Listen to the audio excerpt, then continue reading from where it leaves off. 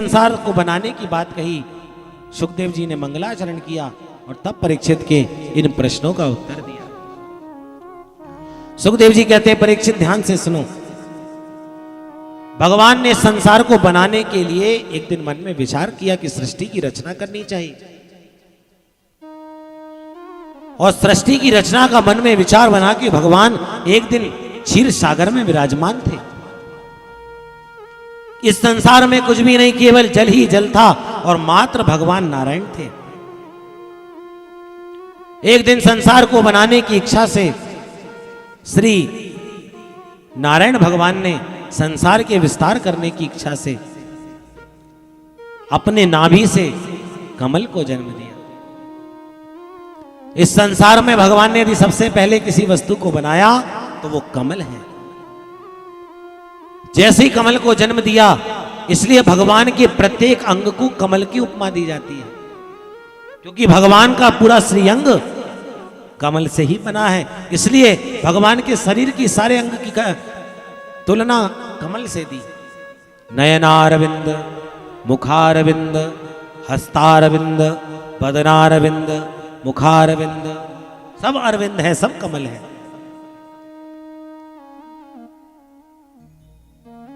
जैसे ही कमल को अपनी नाभि से जन्म दिया, उसी नाभि के कमल से ब्रह्मा बाबा का प्राकट्य। ब्रह्मा जी का जैसे ही जन्म हुआ तो एक मुख ब्रह्मा ने चारों ओर मुंह घुमा के देखा तो एक मुख वाले ब्रह्मा के चार मुख हो गए। मन में विचार आया, कोहम, मैं कौन हूं? नीचे जाकर के देखा, छोर में भी कहीं पता नहीं लग रहा। ऊपर आकर के देखे, कहीं कुछ समझ नहीं आया तो ब्रह्मा बाबा के कान में दो शब्द सुनाई पड़े जो वर्णमाला में 16वें और 21वां अक्षर है, ता और प। ब्रह्मा जी तप करिए। और जैसी तप करने की बात आई तो ब्रह्मा जी ने उसी कमल में बैठ करके घनघोर तप करना प्रारंभ किया। तप करने के प्रभाव से साक्षात भगवान नारायण ने आके ब्रह्मा जी को दर्शन दिए और दर्शन देकर के चतुश्लोकी भागवत ब्रह्मा जी को प्रदान की और कहा, ब्रह्मा जी अब आप इस चतुश्लोकी भागवत का आत्मसात करके संसार का विस्तार करो। ठीक है महाराज। ब्रह्मा जी ने सृष्टि का विस्तार करना प्रारंभ किया और सबसे पहले ब्रह्मा बाबा ने 4 ऋषियों को अपने मन संकल्प मात्र से प्रकट किया, जिनका नाम सनक, सनंदन, सनातन, सनत कुमार। इनसे कहा, भैया सृष्टि को आप आगे बढ़ाइए, सृष्टि का विस्तार करिए। सनत कुमार कहने लगे, महाराज हमें संसार के चक्कर में नहीं पड़ना, हम तो बैठ के भगवान का भजन करेंगे, हमें कोई मतलब नहीं। क्रोध आ गया ब्रह्मा जी को, हमारे पुत्र होके हमारी बात नहीं मानते हो। इतना क्रोध आया कि ब्रह्मा जी की भ्रकुटी का भेदन करके साक्षात भगवान रुद्र का प्रकट हो गया। बोले शंकर भगवान की जय हो। नामानी कुरु में धाता, हमें नाम दो, हमें काम दो। ब्रह्मा जी बोले, रोते रोते तुम्हारा जन्म हुआ, इसलिए नाम रखते हैं रुद्र और काम है सृष्टि का विस्तार करना। जैसे ही सृष्टि के विस्तार करने की बात करी तो भगवान भोलेनाथ ने सांप, बिच्छू, ततैया, भूत प्रेत आदि की सृष्टि करनी प्रारंभ कर दी।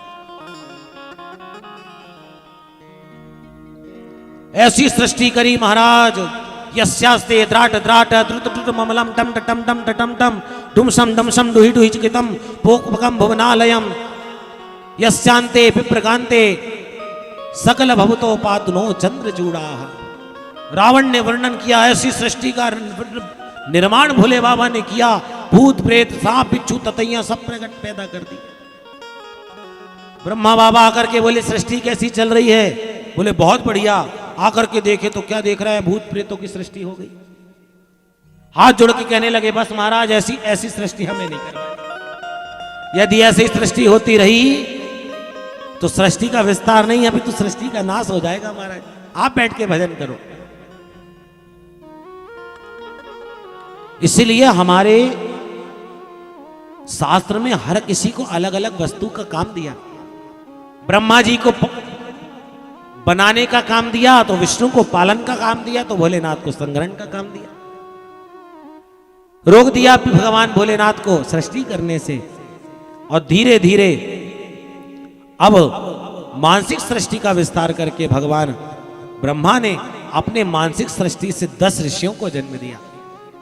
अत्रि, अंगिरा, पुलस्त, पुला, क्रतु, भृगु, वशिष्ठ, दक्ष, देवर्षि, नारद, ऐसे 10 ऋषियों को जन्म दिया।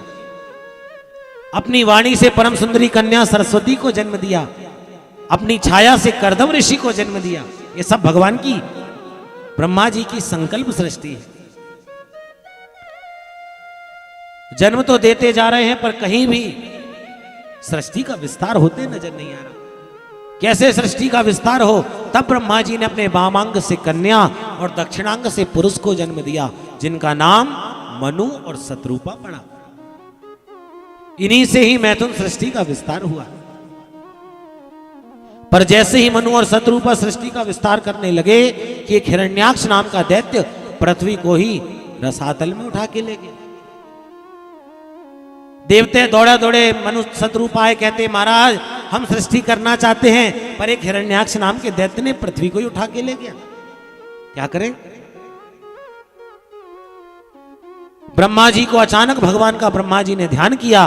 ब्रह्मा जी को बड़ी जोर से छींक आई और ब्रह्मा जी के नासिका रंध्र से साक्षात भगवान वराह का प्राकट्य हो गया। बोल वराह भगवान की जय हो। जैसे ही वराह भगवान का प्राकट्य हुआ, वराह भगवान ने जाके हिरण्याक्ष का वध किया, पृथ्वी को बचाया और यथा स्थान पृथ्वी को ला करके रखा। तब मनु शत्रुपा ने सृष्टि का विस्तार किया और सृष्टि का विस्तार करते ही सबसे पहले मनु जी महाराज ने 3 कन्या और 2 पुरुष को जन्म दिया। 3 कन्याओं के नाम आकुति, देवहूति और प्रसूति, और 2 पुरुष के नाम प्रियव्रत और उत्तानपाद। 5 संतानों को मनु जी महाराज ने जन्म दिया सृष्टि का विस्तार करने के लिए। और धीरे धीरे धीरे धीरे सृष्टि का विस्तार करने के लिए जैसे ही जन्म दिया, अब सृष्टि का विस्तार हो कैसे। तो भगवान ब्रह्मा के जो मानस पुत्र कर्दम ऋषि हैं, इनका विवाह कर्दम ऋषि के श्री मनु जी महाराज की जो मंझली बेटी थी देवहूति, उनके साथ इनका विवाह हुआ। माता बोली महाराज मैं कुछ नहीं चाहती, बस गृहस्थ जीवन में आए हैं तो एक संतान हो जाए तो मुझे बड़ी प्रसन्नता होगी। क्यों नहीं, एक कामक विमान का निर्माण किया, जो ऐसा विमान कि मात्र जो कामना करो उस कामना से वह वस्तु उस विमान में प्रकट हो जाती। ऐसा विमान आज तक कोई वैज्ञानिक ना बना पाए, ना पेट्रोल का खर्चा ना डीजल का। जैसे कामक विमान में प्रवेश किया, शतानी दशकन ने कहा, कन्याओं ने प्रकट होकर देवहूति माता को स्नान करा के श्रृंगार किया है। और कालांतर में रहते रहते देवहूति माता के यहां पर 9 कन्याओं का जन्म हुआ। कर्दम ऋषि बोले देवी हमने तो एक संतान होते ही घर को त्यागने का मन बनाया था, पर यहां एक की जगह 9 संतानें हो गई, इसलिए अब हम रहने वाले नहीं, हम चले वन की ओर। देवहूति माता कहती है महाराज ऐसा मत करिए, आप जब इस आश्रम को छोड़ के चले जाएंगे, इन कन्याओं का विवाह कौन करेगा, और जब इन कन्याओं का विवाह हो जाएगा तो मेरे साथ कौन होगा महाराज, मेरा अवलंब कौन होगा, मैं अकेली कैसे जीवन यापन करूंगी। तो कहना क्या चाहती हो देवी। बोले बस महाराज एक पुत्र और हो जाए तो मेरे मन में बड़ी प्रसन्नता होगी। याद आ गया कर्दम ऋषि को कि भगवान ने मुझे कहा था कि कर्दम यदि तुम विवाह करो तो हम तुम्हारे पुत्र मन के प्रकट होंगे। कालांतर में कर्दम ऋषि के यहां पर पुत्र के रूप में साक्षात भगवान कपिल का प्राकट्य हुआ। बोले कपिल भगवान की जय। जैसे ही कपिल भगवान का प्राकट्य हुआ, बड़े बड़े ब्रह्मादि देवता कपिल भगवान का दर्शन करने के लिए आए। और जैसे ही कपिल भगवान का दर्शन करने के लिए आए तो ब्रह्मा जी के 10 ऋषि पुत्र थे, तो 10वें नंबर के थे नारद जी, जो बचपन से ही घुमक्कड़ बाबा, तो 9 ऋषियों को लेके दर्शन करने आए। और जैसे ही कर्दम ऋषि ने 9 ऋषियों का दर्शन किया, हाथ जोड़ के कहने लगे महाराज आपके 9 ऋषि और मेरी 9 पुत्रियां, क्यों ना हो मेरी 9 कन्याओं से आपके 9 ऋषियों का विवाह हो जाए। ब्रह्मा बाबा कहने लगे सुवस्त शीघ्रम, और ब्रह्मा बाबा के ही आज्ञा से आज कर्दम ऋषि की 9 कन्याओं का विवाह ब्रह्मा जी के 9 ऋषियों के साथ संपन्न हुआ। मरीचि मुनि का विवाह कला देवी के साथ हुआ, अत्रि मुनि का विवाह अनसुईया जी के साथ हुआ। इस प्रकार से अलग अलग ऋषियों, अरुंधति का विवाह वशिष्ठ जी के साथ हुआ, अलग अलग कन्याओं का विवाह अलग अलग 9 ऋषियों के साथ संपन्न हुआ। कर्दम ऋषि कहने लगे, देवी अब 9 कन्याओं के विवाह भी हो गए, घर में कपिल जैसा पुत्र भी हो गया, अब हम चले घर को त्याग करके। और सारे घर का परित्याग करके कर्दम ऋषि भजन करने के लिए वन में चल पड़े। कर्दम ऋषि बताना चाहते हैं कि ब्राह्मण का शरीर परोपकार के लिए होता है। ब्राह्मण से ही देहोयम क्षुद्र कामाय नेष्यते। व्यक्ति को संसारी ब्राह्मणी, खासकर ब्राह्मण को 50 के बाद अपने जीवन के उत्तरार्ध में घर का परित्याग कर देना चाहिए। 50 के बाद व्यक्ति को घर का त्याग कर देना चाहिए। यदि ऐसा नहीं करते हैं तो जीवन का कल्याण होने वाला नहीं।